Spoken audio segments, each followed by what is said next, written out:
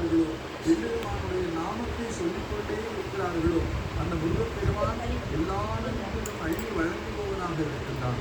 அவனை சொல்லுகிற பொழுது அவனுக்கு ஒரு நாமம் 2 நாமம் இல்லை.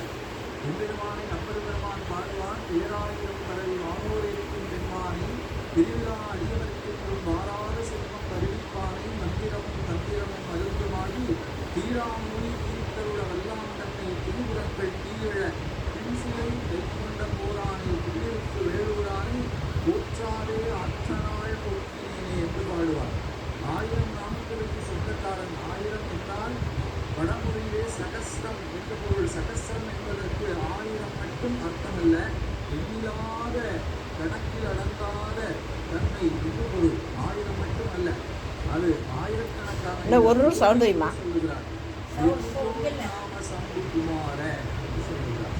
வெகு கோடி நாம சம்புகுமாரனாக அந்த வெகு கோடி நாமங்களை எம்பெருமான் தரித்திருக்கிறாரே, அத்தனை பெயரையுமாக இங்கே செந்தில் ஆண்டவனாக, செந்தில் நாதனாக, இங்கே ஜெயந்தி நாதனாக எம்பெருமான் எழும்பருளை அருள்பாலிக்கக்கூடிய அற்புதமான திருத்தலமாக இருக்கிறது.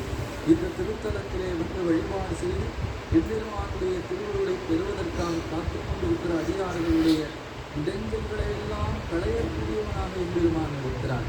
விரல் மாறன் ஐந்து மலர் மிகவானில் இங்கு வெயில் காய மிகவாடை வந்து கடல் போல ஒன்ற வினை மாதல் தங்கம் வசை கூற புறமான குன்றில் உரை தேவை கொண்ட குடிதான துன்ப மயல் தீர குளிர் மாலையின் கண் அணிமாலை கண்டு துறை தீர வந்து குருகாயு மறிமானுகந்த இறையோன் மருந்து வழிபாடு கண்ட மதியாளா மலை மாவு சிந்த அலை ஏழை அஞ்ச வடிவேல் எறிந்த அடித்தீரா அறிவால் அறிந்து உன் இருதாள் இறைஞ்சும் அடியார் இறைஞ்சல் களைவோனே அழகான செல்வன்